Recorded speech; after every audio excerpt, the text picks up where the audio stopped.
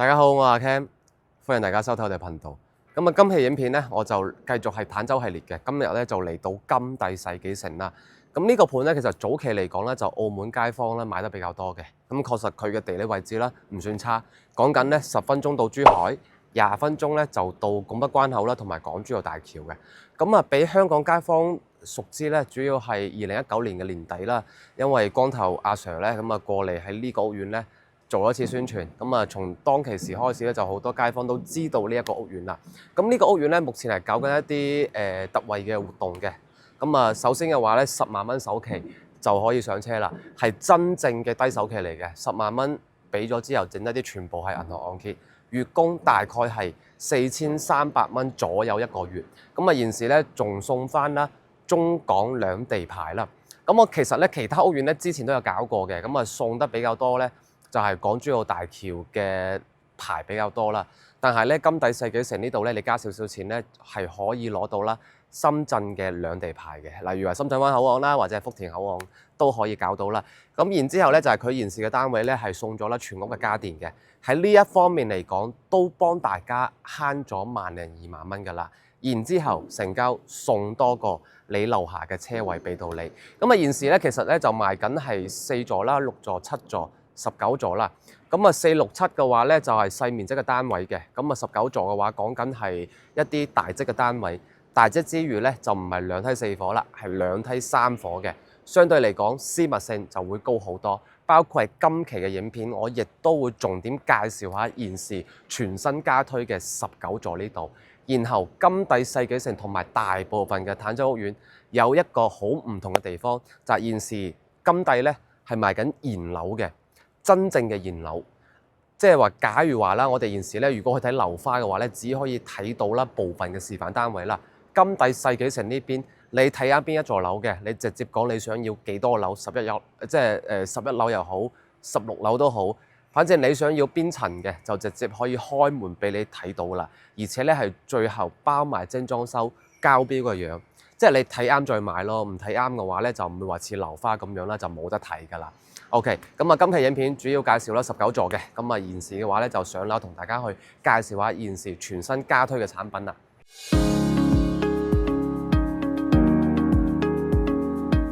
我而家咧就上到嚟啦，金帝世紀城19座嘅示範單位啦。呢一座樓咧總共有2種戶型嘅，一個咧就係我而家所企嘅呢一個120平方4房2廳2廁嘅飛機戶型單位。仲有一個咧就係分別攤開喺2個單邊位嘅141平方4房2廳3廁嘅單位嘅。我哋現時咧先嚟介紹下呢一套120平方嘅飛機戶型先。呢個示範單位咧講真嘅做得都算係叫做幾歐式下嘅。我哋平時咧去睇好多示範單位嗰陣時啊，其實好搞笑嘅。其他嗰啲咧，佢又好似想整啲歐式風格，但係咧歐式風格入邊咧又溝咗少少中式風格，即係整體嘅感覺咧冇呢一間金帝世紀城嘅120平方示範單位嘅呢一種風格咁歐式咁純正啦。我哋簡單咧嚟講講呢一個戶型先。首先咧，我而家所企嘅位置咧就係佢嘅飯廳啦。攝影師嗰度咧就係佢嘅餐廳嘅。2個廳嘅開間咧都係4米嘅開間。然後咧我哋出翻嚟門口呢度啦。佢有一個特點嘅，首先門口呢度咧有一個獨立嘅專門俾你擺鞋櫃嘅位置。我覺得呢種位置咧就相當於咧你喺主人房有個衣帽間咁嘅感覺啦。成間房咧可以講係完全獨立嘅鞋櫃位嚟嘅。OK， 我啱啱講到啦，19座呢邊咧。佢就係2梯3伙嘅，呢一度嘅話咧120平方咧係其中嘅一個單邊位，佢單邊位出邊嘅話咧呢一度啊呢一個公共走廊嘅位置咧可以講係非常之大，所以話我哋睇咗2隻戶型之後咧，俾我嘅感覺120平方嘅私密性咧可能會高啲。嗰邊嘅話咧就會有2個啦140平方嘅單邊位嘅，但係咧冇呢一個120平方咧俾我感覺一入嚟咧咁舒服。呢度咧因為好開闊啊。OK， 我哋咧入翻嚟啦。呢度就係咧佢嘅客廳啦。客廳咧就4米嘅開間。我哋上一期咧介紹到日進半島嗰陣時啊，日進半島佢有一個91平方咧，又係做到飛機戶型嘅。當其時我就有大致上講過，就係內地樓你要做飛機戶型咧，你唔去到82啦，130平方以上咧，真係好難做到嘅。咁所以話大家可以睇到啦，金帝世紀城咧就係一個好正常嘅產品，真係要去到82平方先可以做得出呢一種飛機弧形嘅感覺。所以側面反映到就係日春半島咧，佢呢一個弧形設計真係做得幾好嘅，91平方嗰隻。OK， 我哋嚟到呢度啦。嗱，19座咧，你買120平方喺呢一個主露台嘅位置，你就可以見到啦樓下嘅呢一個花園景啦。19座咧仲正添，因為佢對正呢個泳池嘅。夏天咧睇埋人哋游水都得嘅，即係呢一個120平方嘅單位。所以話相比之下咧，120平方，首先佢出邊嘅呢條走廊闊好多啦。第二嘅話咧，佢呢個露台嘅 view 咧又會正好多嘅。所以點解好似有140同埋120，我會推薦120嘅原因啦。咁然後咧就嚟到呢度啦。呢度係廚房嚟嘅，廚房嘅話咧，同我哋正常睇到嘅嗰啲產品咧，其實就相差無幾啦。我覺得82平方都係差唔多咁大嘅廚房嘅。OK， 飛機弧形，再講多次佢嘅好處啦。飛機弧形咧，簡單理解就係我哋而家所企嘅客廳又好，飯廳都好咧，佢就係佢嘅機艙位嚟嘅。兩個機翼即係兩邊就係剩餘嘅嗰啲房間。咁啊，呢一隻82咧就係兩邊各攤開咗兩間房嘅。呢個就係機翼嘅位置，好處係乜嘢？就係唔理你瞓嘅兩邊嘅人係點樣都好，起碼你夜晚講嘢咧，你講大聲啲都唔驚，因為兩間房咧隔嘅距離係比較遠嘅，相對嚟講咧佢嘅私密性咧就會高啲啦。咁我哋正常睇到嘅嗰啲傳統戶型嘅話咧，基本上你嘅房間全部都係通過一條走廊之後咧，全部堆埋一齊嘅。但係飛機戶型佢就好好地咁樣咧攤開咗兩邊嘅房間。並且上傳統戶型，你入房間嘅呢一條走廊咧就會長好多噶嘛，係咪？咁啊飛機戶型咧，因為已經冇咗走廊啦，所以話佢相當於係將呢一個走廊嘅空間平均攤咗去4間房嘅房間入邊，相對嚟講你個房間都會大嚿啲嘅。好，我哋先講下呢邊啦。首先第一間咧，呢邊就係佢嘅呢一個客房啦。咁啊呢一間客房嘅話咧，首先佢呢一個打橫咧。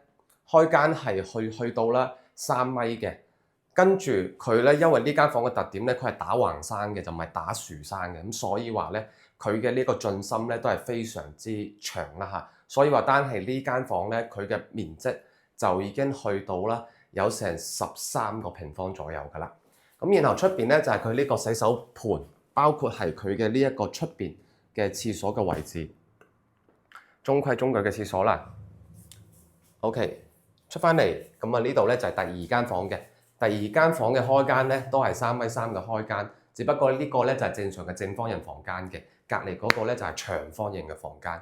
咁跟住呢個嘅話咧，窗口就可以望翻啦，啱啱同主露台差唔多嘅景色。不過咧，因為呢一個窗口咧，佢就偏咗去花園多啲嘅，咁所以話佢呢間房咧望到嘅綠化咧，亦都係多啲嘅。咁跟住飛機戶型咧，因為房間咧攤開咗兩邊嘅，大家可以簡單啲咁樣理解。如果你嘅家庭有爹哋媽咪嘅，或者自己有小朋友嘅，你就可以選擇一邊係爹哋媽咪住，或者係小朋友住，一邊咧就自己兩公婆住。咁啊，大家咧就可以互不干擾啦。而且因為佢係兩間房並埋一齊嘅。所以你如果捨得精裝改造嘅情況下咧，你可以將兩間房並成一間房，咁就可以每間房又有床，又可以做到一個獨立嘅衣帽間或者係書房嘅。咁啊，你可以咧將呢個門咧整喺呢個位置，咁呢個房間就可以用埋呢一個過渡位咯。咁所以話呢個就係飛機戶型嘅好處啦。咁然後咧呢度就係另外一邊嘅房間。呢邊嘅原理係一樣嘅，你捨得兩間房並成一間房嘅話咧，你可以將呢兩間房之間嘅呢個位置整翻個門。咁呢個門咧就係呢兩間並成大房嘅門口嚟㗎啦。咁我哋先嚟睇下呢間房啦。呢間咧係全場第3間房嚟嘅。咁啊去到呢度嘅話咧，就係可以啦做翻個。如果你係想同主人房並埋一齊做嘅話，呢度你就可以做一個啦獨立嘅衣帽間出嚟㗎啦。好啦，入翻嚟呢度咧就係主人房嘅，主人房嘅廁所咧喺呢個位置，比出邊嗰個廁所咧稍微就大啲。OK，咁啊呢度嘅話咧就係主人房啦，主人房嘅開間係去到3米6嘅開間嚟嘅，咁所以話咧，隔離如果變衣帽間的話，呢度示範單位暫時展現出嚟嘅衣櫃嘅效果，呢個衣櫃你就可以直接掟去隔離嗰間房啦。咁所以話你呢間房咧，你可以擺一張更加大嘅床，或者喺呢一個窗口嘅位置可以擺張梳化凳都冇問題。喺呢度咧仲可以望到泳池，幾唔錯嘅。其實總體嚟講，飛機戶型嘅感覺，但係咧就飛機戶型咧。可能你內地睇得多嗰種傳統戶型咧，第一眼見到飛機戶型咧，會有一種好睇唔慣嘅感覺啊，因為咧佢確實係突破咗傳統嘅。我哋正常話喺一個好熱鬧嘅位置，例如客廳同飯廳，你需要一個去到一個比較之安靜嘅位置咧，你需要呢一條走廊去進行呢一個熱鬧嘅心情變成安靜嘅心情中間嘅呢一個過渡位，但係飛機戶型咧就直接係撇除咗，即係整走咗呢一個緩衝嘅走廊位嘅，所以話呢種戶型嘅話咧，一定要睇得多先中意嘅。OK， 我哋而家120平方咧就已經介紹完㗎啦，我哋而家去隔離嘅141 4房2廳3廁，帶大家去睇睇嗰個戶型又係點樣嘅。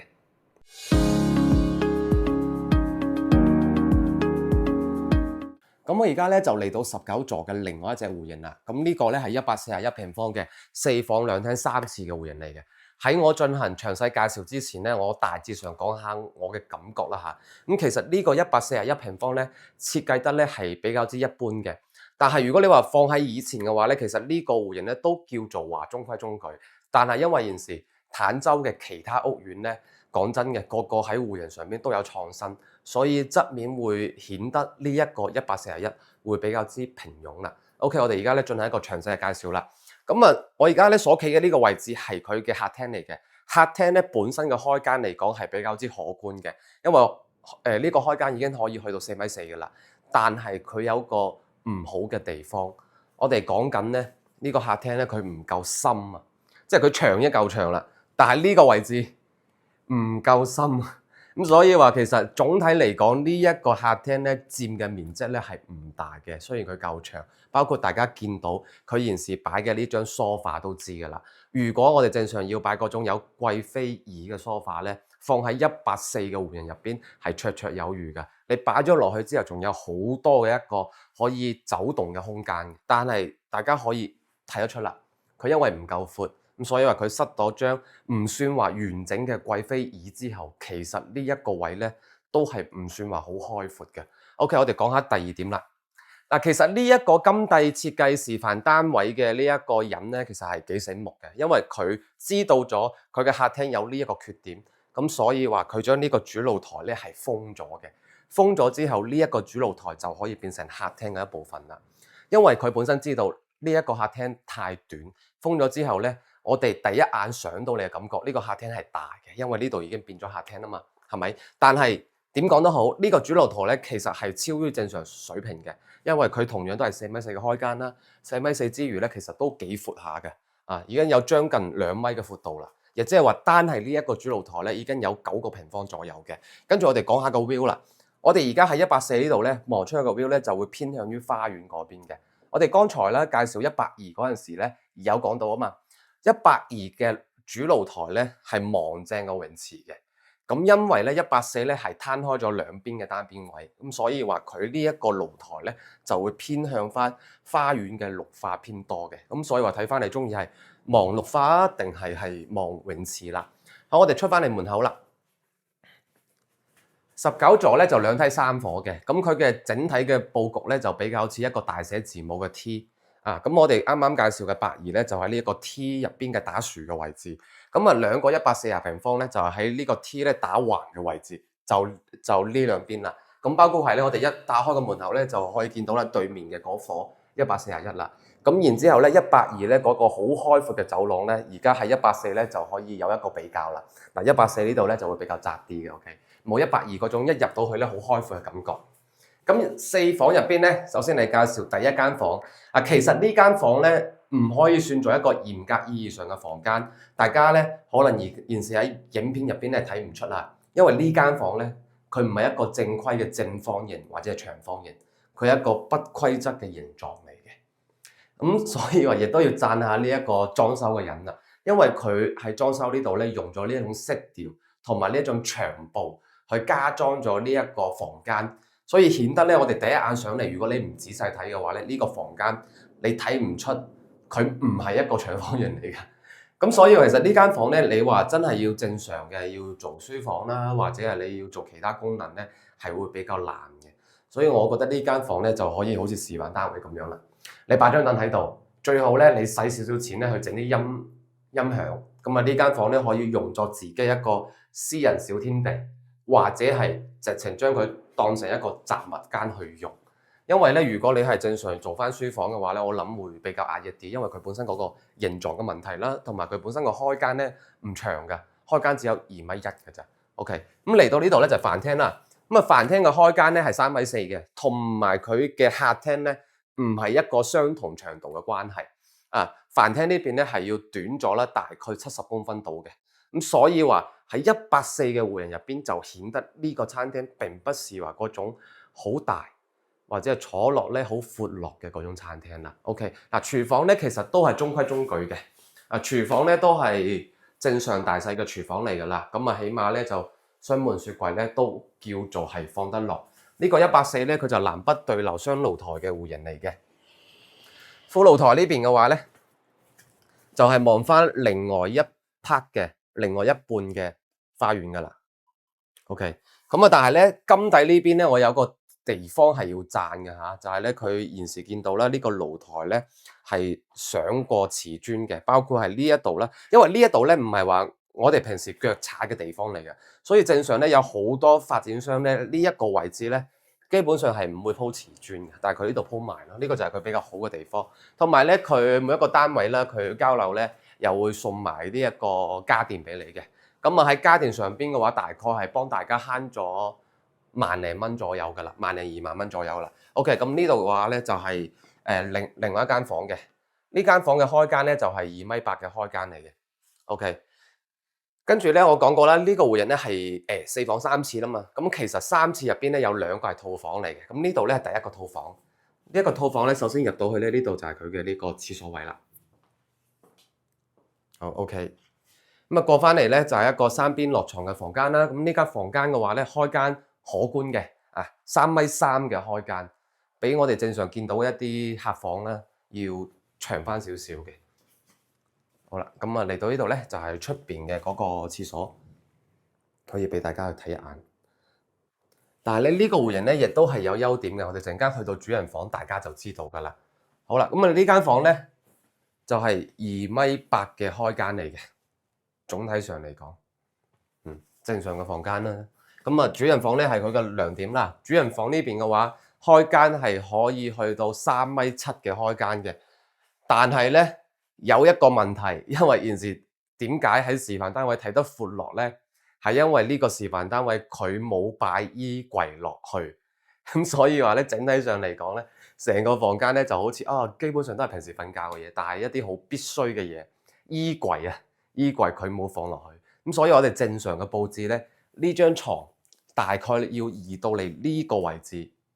咁啊喺陣間咧廁所嗰度咧，即係呢一度咧，呢一個位置，你就要放翻個衣櫃啦。第一個，因為你一定要放呢嚿嘢；第二個，你放個衣櫃喺度，因為個廁所門口喺度嘅。正常嚟講咧，廁所門口係對住張床嘅，所以你呢度咧擺埋個衣櫃咧，你心理上都會好過少少。咁跟住呢度咧就係佢嘅廁所啦。主人房嘅廁所係一定要讚嘅，因為我拍緊街景康城啦，我記得係街景康城嘅時候咧，我有講過啦。內地正常嘅樓咧，你唔去到86或者係87平方，你嘅主人房嘅廁所基本上係濕唔落企缸同埋呢一個浴缸嘅。